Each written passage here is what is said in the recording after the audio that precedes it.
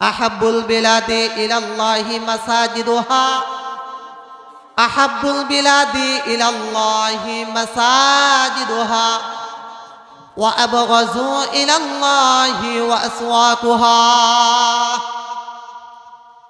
আল্লাহ নবী সাল্লাল্লাহু আলাইহি ওয়াসাল্লাম বলেন, ওরে দুনিয়ার মানুষ, আমার উম্মত, তোমরা শুনে রাখো, এই দুনিয়ার জমিনের মধ্যে অনেক জায়গা আছে, অনেক জমি আছে।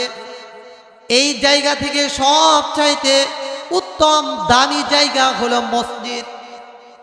আহাব্বুল বিলাদি ইলাল্লাহি মাসাজিদুহা, সবচাইতে দামি জায়গা হলো মসজিদ।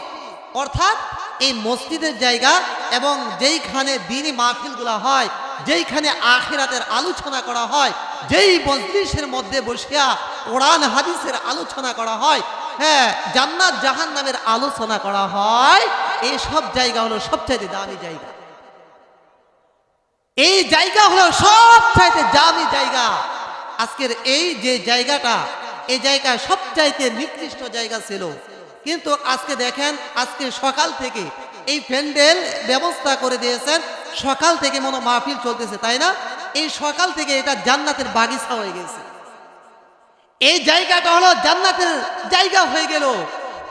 এই জন্যই তো, এই জন্য যে আর সবচাইতে নিকৃষ্ট জায়গা হলো বাজার, সবচাইতে নিকৃষ্ট জায়গা হলো রাস্তাঘাট, দোকানপাট, এই সবচাইতে নিকৃষ্ট জায়গা আজকে আমরা পছন্দ করতেছি, তাই না?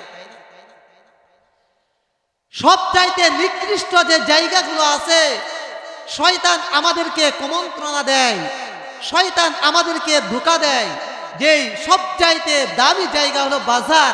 কারণ বাজারের মধ্যে, শাসটলের মধ্যে বসিয়া তোমরা চা খাইবা আর তোমরা সামনে সিনেমা দেখবা। না মিথ্যা বললাম? কি বলেন? এইগুলা সিনেমা দেখতে পারবেন এই শাসটলের সামনে বসিয়া।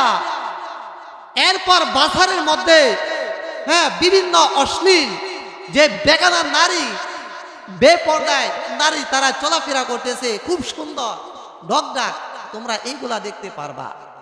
আর মাহফিলের মধ্যে গেলে কি হয়? কয়েকজন হুজুর, হ্যাঁ, আখিরাতের কথা বলবে, কোরআন হাদিসের কথা বলবে, যেই মাদ্রাসার কথা বলবে, মাদ্রাসার কথা বলবে।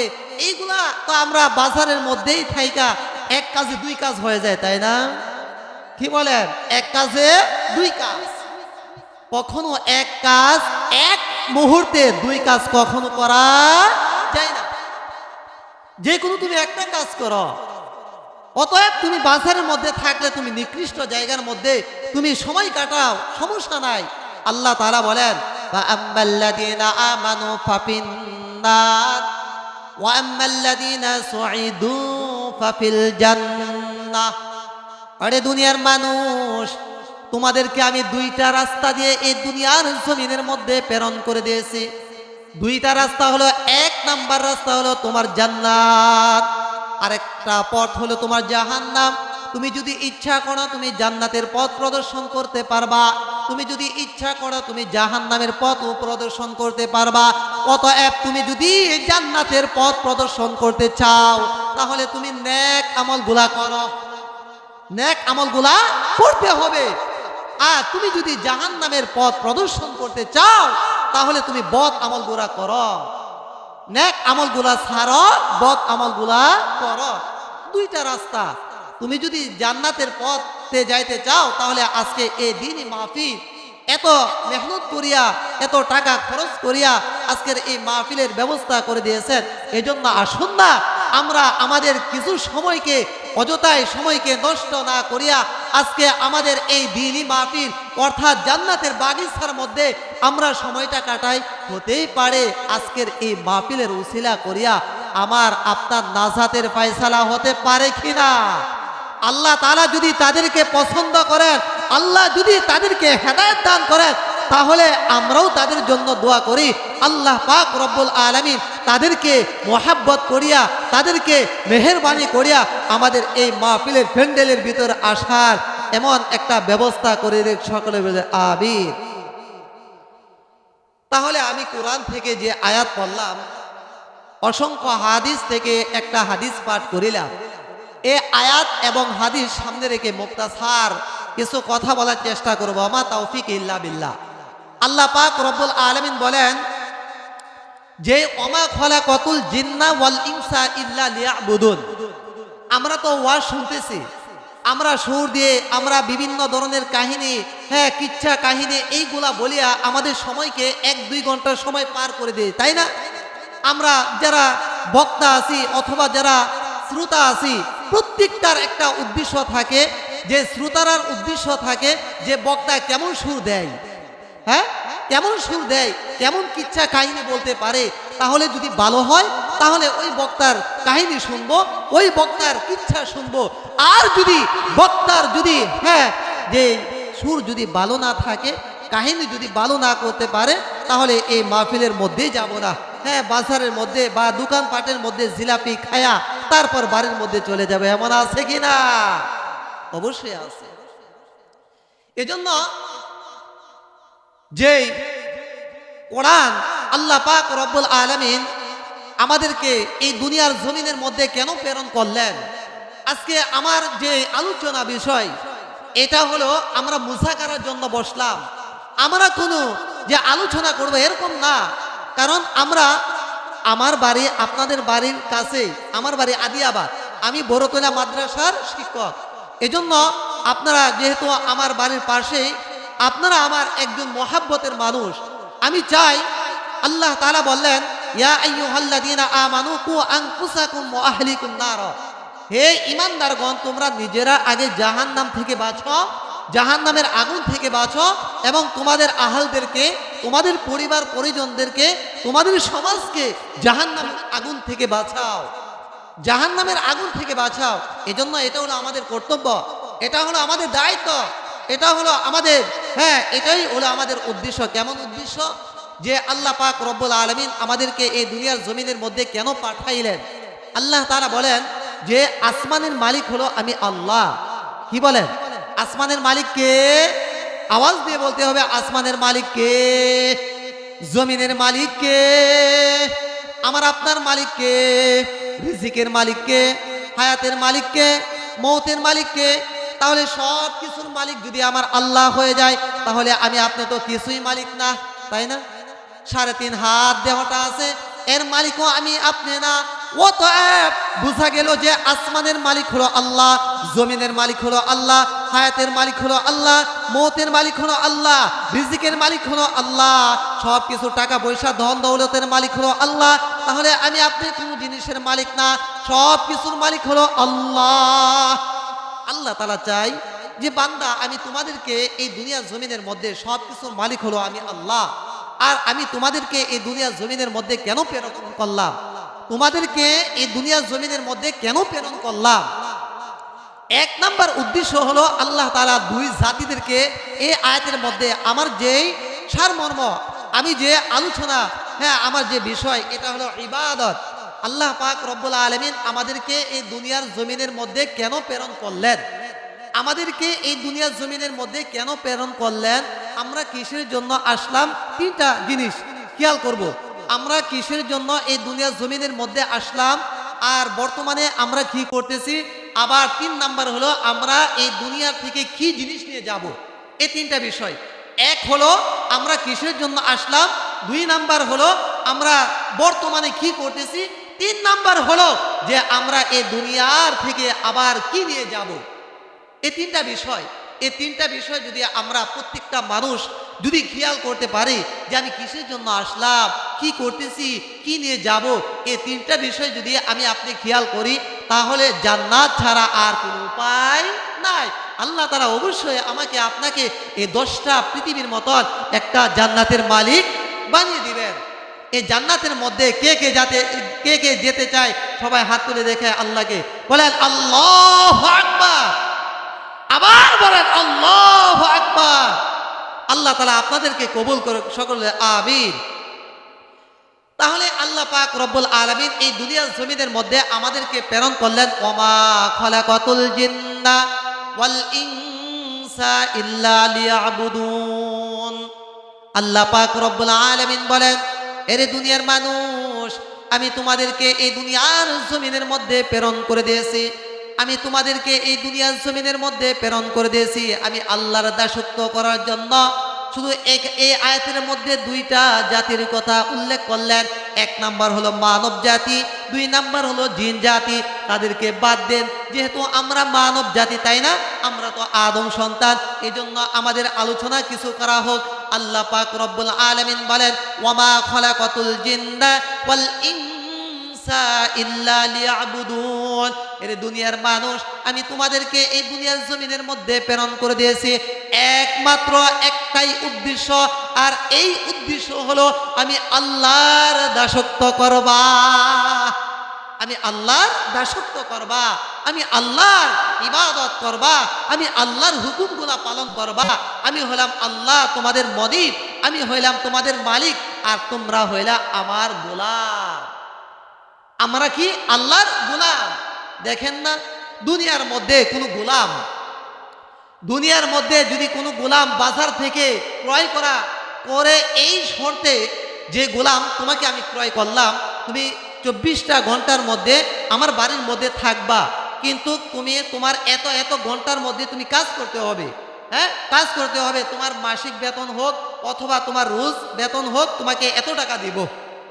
হ্যাঁ, 8 ঘন্টা তুমি ডিউটি করবা, তোমাকে আমি 500 টাকা করে প্রতিদিন দিব। মাসে কত? 15,000, তাই না?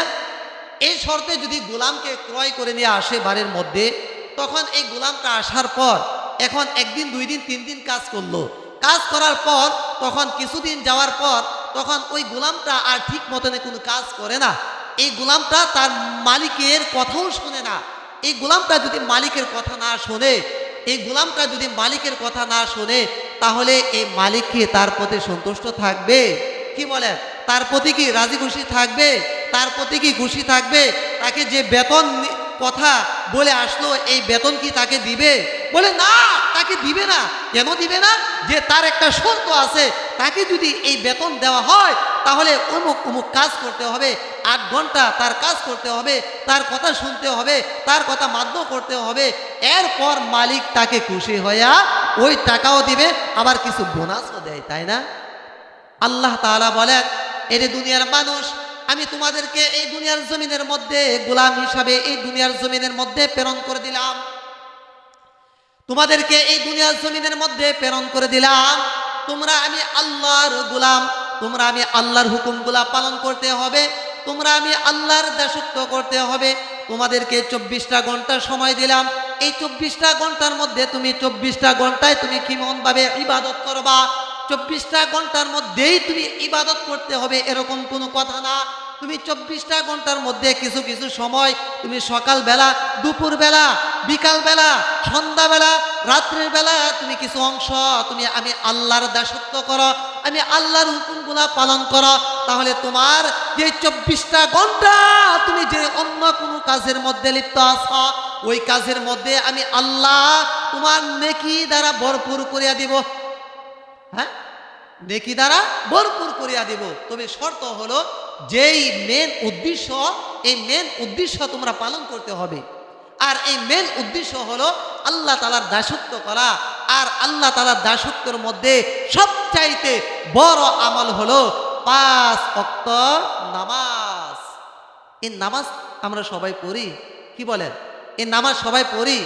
যে আল্লাহ নবী বললেন না, আল্লাহ নবী তো ইরশাদ করেন, মিফতাহুল জান্নাতিস সালাহ, মিফতাহুল জান্নাতিস সালাহ। নামাজ তো বেহেশতের চাবি। এই নামাজ তুমি যদি পড়ো তাহলে তোমাকে চাবিটা দেওয়া হবে, আর তোমাকে যদি চাবি দেওয়া হয় তাহলে তুমি জান্নাতের মধ্যে যাইতে পারবা। আর তোমাকে যদি চাবি না দেওয়া হয় তাহলে তুমি জান্নাতের মধ্যেও কি যাইতে পারবা না। এজন্য সবচাইতে দামি আমল হলো নামাজ। আমরা তো আজকে নামাজ পড়তেছি না, মনে করতেছি আমার ব্যবসা আছে, আমার চাকরি আছে, আমার অমুক কাজ আছে, আমি ব্যস্ততা। হ্যাঁ, এই ব্যস্ততা কি চলবে? আখিরাতের ময়দানের মধ্যে, কিয়ামতের মাঠের মধ্যে আল্লাহ পাক রব্বুল আলামিনের সামনে আমরা যাইতে হবে কিনা, আল্লাহর দরবারে যাইতে হবে কিনা? আল্লাহ তাআলা বলেন, ইরজিউ ইলাল্লাহ, ইরজিউ ইলাল্লাহ। আল্লাহ বলেন, ওরে দুনিয়ার মানুষ, তোমরা এই দুনিয়ার জমিনের মধ্যে তোমরা চলাফেরা করতেছ, তোমরা মনে করতেছ আজকে এই দুনিয়ায় আমার সব চাইতে দামি, এই দুনিয়ায় সব, এই দুনিয়ায় সব, এই দুনিয়ার ব্যবসা আমার, এই দুনিয়ার নারী বাড়ি সব কিছু আমার, ধন সম্পদ যা কিছু আমার, সব কিছুই আমার। এই দুনিয়া হলো চিরস্থায়ী দুনিয়া না বান্দা, না না, এই দুনিয়া এটা হলো ক্ষণস্থায়ী দুনিয়া। ক্ষণস্থায়ী ভাবে আল্লাহ তাআলা আমাকে আপনাকে এই দুনিয়ার জমিনের মধ্যে আল্লাহ তাআলা ক্ষণস্থায়ী ভাবে আমাকে আপনাকে মালিক বানিয়ে দিলেন, সম্পদের মালিক, হায়াতের মালিক, রিজিকের মালিক, যা কিছু আছে সব কিছু আল্লাহ তাআলা ক্ষণস্থায়ী কিছুদিনের জন্য আমাকে আপনাকে মালিক বানিয়ে দিলেন, তাই না? এই সম্পদের মালিক আজকে আমি যদি বিক্রি কিছু টাকার বিনিময়ে, একটা সেকের বিনিময়ে এই জমিটা অন্যের মালিক হয়ে যায় কিনা? যায় না? তবে মূল মালিক হলো কে? আল্লাহ। মূল মালিক হলো আল্লাহ। এই জমিনের মালিক হলো আল্লাহ, সব কিছুর মালিক হলো আল্লাহ। ক্ষণস্থায়ী দুনিয়ার জমিনের মধ্যে আমাকে আপনাকে ক্ষণস্থায়ী ভাবে এই দুনিয়ার জমিনের মধ্যে প্রেরণ করে দিলেন। শুধু তাই নাই, তাই নাই, ওরে বান্দা, আমি আপনি যে এই দুনিয়ার জমিনের মধ্যে আয়সা দুনিয়ার মহাব্বত করতেছি, শুধু দুনিয়া, তুচ্ছ দুনিয়া, এই দুনিয়ার মহাব্বত করতেছি। কেমন মহাব্বত? কবি বলেন, হিয়াদ দুনিয়া আকাল্লু মিনাল কলিল, হিয়াদ দুনিয়া আকাল্লু মিনাল কলিল ওয়া আশিকুহা আযাল্লু মিনাজ জলিল। আমি আপনি তো এই তুচ্ছ দুনিয়া, তুচ্ছ দুনিয়ার মধ্যে হ্যাঁ শুধু মহাব্বত আর মহাব্বত, আখিরাতের কথাই ভুলে যাইতেছি। আমাদের মূল টার্গেট হলো আখিরাতে, আখিরাতের কাজ করা। মূল টার্গেট হলো আখিরাতের কাজ করা, জান্নাতের কাজ করা, জাহান্নাম থেকে কিভাবে আমি আপনি মুক্তি পাবো, এরকম ওই কাজগুলা করা, এই কাজগুলা করা। আর আজকে আমি আপনি কি করতেছি? এজন্য আল্লাহ তাআলা আমাকে আপনাকে এই দুনিয়ার জমিনের মধ্যে প্রেরণ করে দিয়েছেন আল্লাহ তাআলার দাসত্ব করার জন্য। শুধু তাই নয় যে আমাকে আপনাকে এই দুইটা জিনিস দ্বারা তৈরি করে দিয়েছেন। এই দেহটা, যেই দেহটা আছে না, এই দেহটা আল্লাহ পাক রব্বুল আলামিন দুইটা জিনিস দ্বারা আমাকে আপনাকে তৈরি করে দিয়েছেন। মানুষ, দুইটা জিনিস দ্বারাই মানুষকে মানুষ বলা হয়। এই দুইটা জিনিস হলো, এক নাম্বার হলো আপনার যে 3.5 হাত দেহটা আছে, এই 3.5 হাত যে দেহটা আছে, এই দেহটা আল্লাহ পাক রব্বুল আলামিন এক নাম্বার হলো এই দেহটা। আর এই দেহটার মধ্যে যে দেহটার ভিতরে যে রূহ, এই রূহ, এক নাম্বার হলো দেহ, আরেক নাম্বার হলো, 2 নাম্বার কি? রূহ, আত্মা। এই দুইটা জিনিস দ্বারা আমাকে আপনাকে মানুষ বলা হয়। আল্লাহ তাআলা সৃষ্টি করে দিয়েছেন। শুধু তাই নয়, এই দেহের জন্য কিছু খোরাকের প্রয়োজন। আল্লাহ তাআলা যে এই দেহের জন্য কয়েকটা খোরাকের ব্যবস্থা করে দিয়েছেন। এর মধ্যে 4টা হলো প্রসিদ্ধ খোরাক। এক নাম্বার হলো মাটি। এই দেহটা আমাকে আপনাকে, এই যে দেহটা সৃষ্টি করলেন, এটা হলো মাটির দ্বারা। এই মাটির দ্বারা এই দেহটা সৃষ্টি করে দিয়েছেন। এই মাটি এই দেহের জন্য অত্যন্ত প্রয়োজন। এই মাটি যদি না থাকে তাহলে দেহটার কোনো খেয়ে নাই, মূল্য নাই। এই মাটির দ্বারাই তো সব কিছু রিজিকের ফায়সালা, তাই না? এই দেহটার জন্য মাটি অত্যন্ত প্রয়োজন। এজন্য আল্লাহ পাক রব্বুল আলামিন এই খোরাক হিসাবে এই মাটিকে সৃষ্টি করলেন। এই মাটি দ্বারাই আমার আপনার এই দেহটা সৃষ্টি করলেন। 1, 2 নাম্বার হলো পানি, 3 নাম্বার হলো বাতাস, 4 নাম্বার হলো আগুন। এই 4টা জিনিস, এই 4টা জিনিস হলো এই দেহটা খুব মূল্যবান এই খোরাক। এই 4টা জিনিসের যদি একটা জিনিস যদি শর্ট থাকে, যদি আপনার প্রয়োজন না, আপনার সামনে যদি না থাকে, তাহলে আপনার যে 3.5 হাত যে দেহটা আছে, এই দেহটা আর ঠিক থাকবে না। এই 4টা অত্যন্ত প্রয়োজন। আল্লাহ পাক রব্বুল আলামিন বলেন যে এই দেহের জন্য যে 4টা জিনিসের খোরাকের প্রয়োজন, এমনি করে আপনার যে আত্মা, রূহটা আছে, এই রূহ জন্য কিছু খোরাকের প্রয়োজন। আর এই খোরাক যদি না থাকে তাহলে আপনার এই রূহটাও ঠিক থাকবে না। এই রূহটা হলো দেহ থেকে চলে যাবে। এই দেহের থেকে যদি রূহটা চলে যায় তাহলে আপনার এই মানুষকে আর মানুষ বলা হবে না। আপনার একটা নাম আছে আবু বকর, উমর, হ্যাঁ উসমান, এরকম একটা নাম আছে, উমুক উমুক নাম আছে, কিন্তু আপনার এই দেহ থেকে যখন আপনার আত্মাটা, দেহ রূহটা চলে যাবে, তখন আপনার এই দেহর মূল্য আর থাকবে না। কারণ এই দেহটা মাটির ভিতরে চলে যাবে, আলমে বরজাখ, কবরের জগতের মধ্যে চলে যাবে। এজন্য হ্যাঁ এই রূহটার জন্য আল্লাহ তারা কিছু খোরাকের ব্যবস্থা করে দিয়েছেন। আর এই খোরাক হলো নেক আমল। এই খোরাকের নাম হলো নেক আমল। নামাজ, ওজিফা, যে জিকির আজকার, কোরআন তেলাওয়াত, এমন দ্বীনি মাহফিলগুলা, এটা হলো যে এই আত্মার হলো খোরাক। আল্লাহ নবী মুসা আলাইহিস সালাতু ওয়াস সালাম তুর পাহাড়ের মধ্যে একটা পাথর, বিশাল বড় একটা পাথর, এই পাথরের উপর উঠিয়া আল্লাহ নবী মুসা আলাইহিস সালাতু ওয়াস সালাম, আল্লাহ কালিমুল্লাহ, মুসা কালিমুল্লাহ বলা হয়। এই জন্য মুসা আলাইহিস সালাতু ওয়াস সালাম আল্লাহ পাক রব্বুল আলামিনের সাথে সরাসরি কথা বলতেন। এই জন্য মুসাকে কালিমুল্লাহ বলা হতো। মুসা আলাইহিস সালাতু ওয়াস সালাম আল্লাহ পাক রব্বুল আলামিনের সাথে কথা বলতেন। যা কিছু প্রয়োজন ছিল আল্লাহ তাআলার সাথে ফায়সালা করতেন, আল্লাহ তাআলা তাকে জানিয়ে দিতেন। একদিন মুসা আলাইহিস সালাতু ওয়াস সালাম, আল্লাহ তাআলা যেহেতু বললেন কু আনফুসা, মানে ওয়াকুদুহান নাস ওয়াল হিজাব, এই জাহান্নামের ইন্ধন মানে জাহান্নামের লাকড়ি হবে মানুষ এবং পাথর। তখন মুসা আলাইহিস সালাতু ওয়াস সালাম তুর পাহাড়ের মধ্যে উঠিয়া আল্লাহ তাআলার কাছে আবদার করলেন, আল্লাহ আমার তো একটা জিনিস বুঝে আসলো না। বলে কি? যে আপনি এত সুন্দর করিয়া মানুষকে এত সুন্দর করিয়া সৃষ্টি করলেন, আল্লাহ তাআলা বলেন লাকাদ খলাকনাল ইনসানা ফি আহসানি তাকবীম। আল্লাহ তাআলা বলেন যে আমি মানুষদেরকে এত সুন্দর করে সৃষ্টি করলাম, এই সুন্দর আর কোন মাখলুককে আমি সৃষ্টি করি নাই। তো মুসা আলাইহিস সালাতু ওয়াস সালাম বলতে লাগলেন, আল্লাহ আমার তো একটা জিনিস বুঝে আসে না। বলে কি? যে আপনি মানুষদেরকে আমাদেরকে এত সুন্দর করে সৃষ্টি করার পর দুনিয়ার জমিনের মধ্যে প্রেরণ করলেন, আবার এই মানুষদেরকেই আপনি জাহান্নামের আগুনের মধ্যে পুরাইবেন। এটার উদ্দেশ্য কি? এত সুন্দর করিয়া সৃষ্টি করার পর আবার এই জাহান্নামের আগুনের মধ্যে আমাদেরকে নিক্ষেপ করবেন, এটার মানে কি? এটা তো বুঝে আসে নাই। তখন মুসা আলাইহিস সালাতু ওয়াস সালামকে সরাসরি ভাবে আল্লাহ তাআলা এই জবাব না দিয়ে আল্লাহ তাআলা বললেন, মুসা আমি তোমার এই জবাব এর পরবর্তী দিয়ে দিব, কিন্তু মুসা তোমাকে একটা কথা বলি। এই কথা হলো, তুমি কি কৃষিকাজ করতে পারো? আমরা কৃষিকাজ করি না? ধান, গম, আলু এগুলা কৃষিকাজ করি না আমরা? কি বলেন? হ্যাঁ।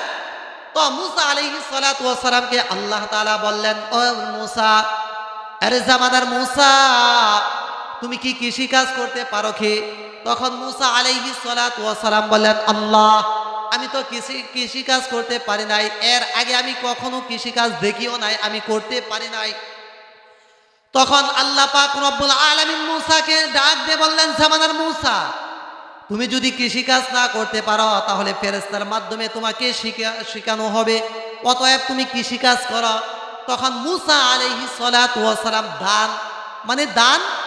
কৃষিকাজ করতে লাগলেন। মানে এমন জমিনের মধ্যে হাল চাষ করে পানি দিয়ে তারপর ধান এরকম করে কি করলেন? বপন করে দিলেন। ধান বপন করার পরে মুসা আলাইহিস সালাতু ওয়াস সালামের কাজ শেষ। তখন আল্লাহ পাক রব্বুল আলামিন ফেরেশতার মাধ্যমে ওই ধান থেকে গাছ হইল, প্রত্যেকটা গাছের মধ্যে ধান হইল। এই ধান যখন পাকার পরে তখন মুসা আলাইহিস সালাতু ওয়াস সালামকে আবার আদেশ দিলেন, মুসা যাও, তোমার কাজ আবার শুরু হয়ে গেল, তুমি ওই ক্ষেতের মধ্যে যাও, আবার ওই ক্ষেত থেকে তুমি ধান কেটে তোমার বাড়ির মধ্যে নিয়ে আসো। তখন জামাদার মুসা ওই ক্ষেতের মধ্যে গেলেন। ক্ষেতের মধ্যে যাওয়ার পর তখন তিনি ধান কাটলেন, কাটার পর বাড়ির মধ্যে নিয়ে আসলেন। বাড়ির মধ্যে নিয়ে আসার পর ধান দুই ভাগ হয়ে যায়, তাই না? এক ভাগ হলো ভালো ধান, আরেক ভাগ কি থাকে? চুষা।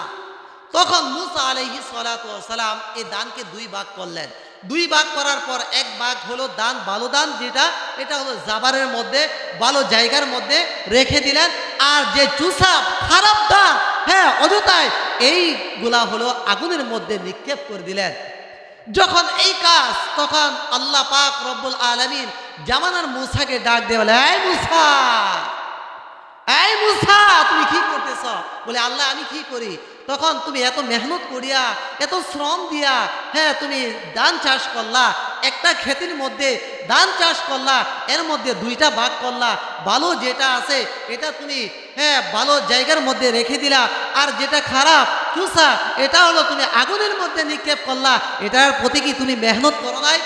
তখন জামানার মূসা বললেন, আল্লাহ এটা তো আমি মেহনত করেছি, ঠিক আছে, আমার শ্রম দিছি, ঠিক আছে, কিন্তু আল্লাহ আমার তো একটা উদ্দেশ্য আছে, যেটার প্রতি আমি মেহনত করলাম, যেটার প্রতি আমি শ্রম দিলাম, যেটা হলো ভালো, এই জন্য আমি হ্যাঁ খুব আরামে খুব সুন্দর জায়গার মধ্যে রেখে দিলাম, সম্মানের জায়গার মধ্যে রেখে দিলাম, আর যেটার প্রতি আমি মেহনত করার পরও এটা চুষা হয়ে গেল, এটা বাতিল হয়ে গেল, অতএব ওই চুষার আমার আর কোনো প্রয়োজন নাই, এই জন্য আমি আগুনের মধ্যে নিক্ষেপ করে দিলাম।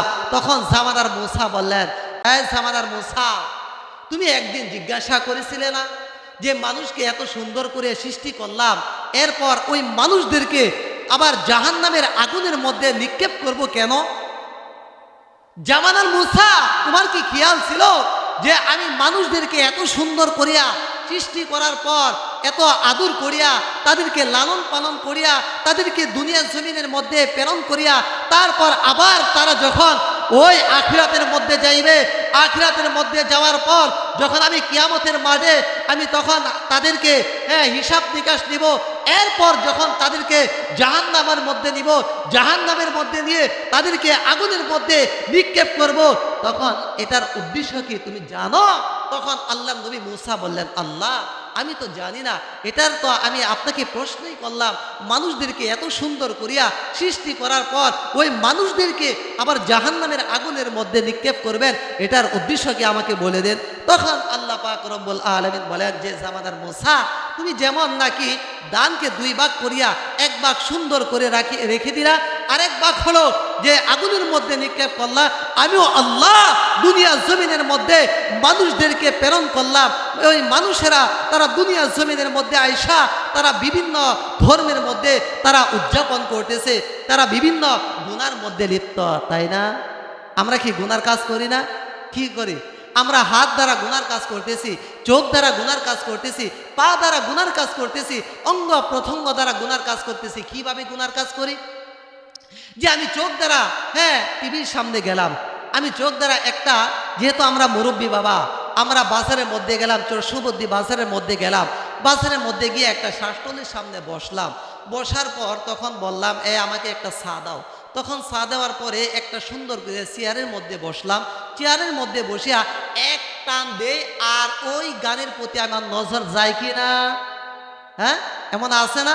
দেখেন কি এখন বাজারের মধ্যে, দেখেন, এটা তো মিথ্যা কথা বলি না, দেখেন আপনারা বাজারের মধ্যে, দোকানের মধ্যে, সামনে অথবা বিভিন্ন ঘরের মধ্যে ডিসেল লাইন আছে কি না? আছে না? ওই সামনে বেগানা নারীর নাচ গান, কিচ্ছা কাহিনী, এইগুলা দেখতেছি, এটা কি জায়েজ? কি বলেন, এটা কি সওয়াব হইতেছে না? আজকে ওয়াজের মাহফিলের মধ্যে আসলে গুনাহ হবে, আর ওই শাসটলের সামনে, টিভির সামনে বসিয়া আমরা যে নাচ গান খবরগুলা শুনতেছি, এগুলো সব হবে? কি বলেন, এগুলা সব হবে? হ্যাঁ, এজন্যই তো তারা আসে না, এজন্যই তো দেখেন বাজারের মধ্যে একটা শাসটলের মধ্যে এর চাইতে আরো বেশি মানুষ, এর চাইতে আরো বেশি মানুষ। কেন? যে আমাদের মধ্যে, আমাদের অন্তরের মধ্যে আল্লাহ এবং আল্লাহর নবীর মহাব্বত নাই, আমাদের মহাব্বত নাই। যদি মহাব্বত থাকতোই তাহলে এসব মাহফিলের মধ্যে এখন মাঠের মধ্যে ভরপুর মানুষ থাকতো।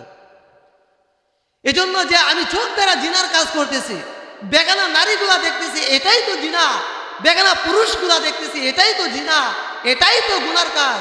আমরা মনে করতেছি পুরুষ এবং নারী জিনার মধ্যে লিপ্ত হইলে এটাই হলো জিনা। এর চাইতে বড় জিনা হলো যে আমার চোখের দ্বারা, আমার চোখ দ্বারা যে জিনার কাজগুলা, যে অন্যায় যাত্রার মধ্যে আমরা যে অশ্লীল যে গান বাজনা এইগুলা দেখতেছি, এটা হলো চোখের জিনা। ও বাবা, এটা হলো চোখের জিনা, এটাই তো কবিরা গুনাহ।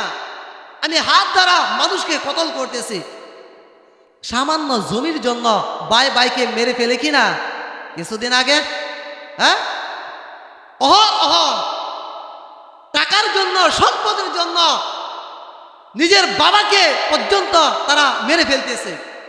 হায় আফসোস, কোন দুনিয়ার জমিনের মধ্যে আজকে আমরা বসবাস করতেছি। শুধু এই গুনার জন্য আজকে আমাদের এই অধপতন, এই গুনার জন্য আজকে আমাদের এই অধপতন। কিছুদিন পর পর আল্লাহ তারা ভূমিকম্প এই দুনিয়া জমিনকে উলট পালট করে দিতেছে। কেন? যে আমরা শুধু গুনার কাজ করতেছি, শুধু গুনার কাজগুলা করতেছি, অহর গুনার কাজ করতেছি। নারী পুরুষ, মুরব্বী, হ্যাঁ, যুবক, সবাই আমরা কি গুনার মধ্যে লিপ্ত, শুধু গুনার মধ্যে লিপ্ত। হায় আফসোস, এজন্য আমরা গুনার থেকে যত হেফাজত থাকতে পারি। এজন্য মুসা আলাইহিস সালাতু ওয়াস সালাম যেই প্রশ্ন করেছিল, আল্লাহ তাআলা বললেন, যেই আমি মানুষদেরকে এই দুনিয়ার জমিনের মধ্যে প্রেরণ করে দিলাম, ওই মানুষগুলা তারা দুই ভাগ হয়ে যায়। এক ভাগ হলো তারা আমি আল্লাহর হুকুমগুলা যারা পালন করতেছে, যারা 5 ওয়াক্ত নামাজগুলা পড়তেছে এবং দ্বীনি মাহফিলের মধ্যে আসতেছে, তারা কোরআন তেলাওয়াত করতেছে, জিকির আজকার করতেছে, হ্যাঁ, ওলামায়ে কেরামের সাথে যারা মহাব্বত, এদের জন্য আমি আল্লাহ রেখে দিলাম জান্নাত। আর যারা পাপ কাজের মধ্যে লিপ্ত, যারা নাফরমানি কাজের মধ্যে লিপ্ত, যারা গুনার কাজের মধ্যে লিপ্ত, আমি তাদের জন্য নির্ধারণ করে দিলাম জাহান্নাম। এটাই হলো দুইটা রাস্তা। যেহেতু আমার মুক্তাসার কথা ছিল, আমার উস্তাদ, সম্মানিত উস্তাদ সামনে চলে আসলো, এই মুহূর্তে আর কথা বলার শক্তি আমার নাই। যাই হোক, আমি ঠুটা পাটা যে আমলের কথা বললাম, আল্লাহ পাক আমাদেরকে যে উদ্দেশ্য করিয়া এই দুনিয়ার জমিনের মধ্যে প্রেরণ করে দিয়েছেন, ওমা খলাকাতুল জিন্না ওয়াল ইনসা ইল্লা লিয়াবুদুন, এই আয়াতের কিছু একটা তরজমা করলাম। আমাকে আপনাকে এই দুনিয়ার জমিনের মধ্যে আল্লাহ তাআলা, হ্যাঁ, তার দাসত্ব করার জন্য এই দুনিয়ার জমিনের মধ্যে প্রেরণ করে দিয়েছেন। যাই হোক, আল্লাহ পাক রব্বুল আলামিন যে কথা বললাম, এই কথার উপর সর্বপ্রথম আমাকে এবং আপনাদেরকে আমল করার তৌফিক দান করুক। ওয়া আখিরু দাওয়ানা আনিল হামদুলিল্লাহি রাব্বিল আলামিন। আসসালামু আলাইকুম ওয়া রাহমাতুল্লাহি ওয়া বারাকাতুহু।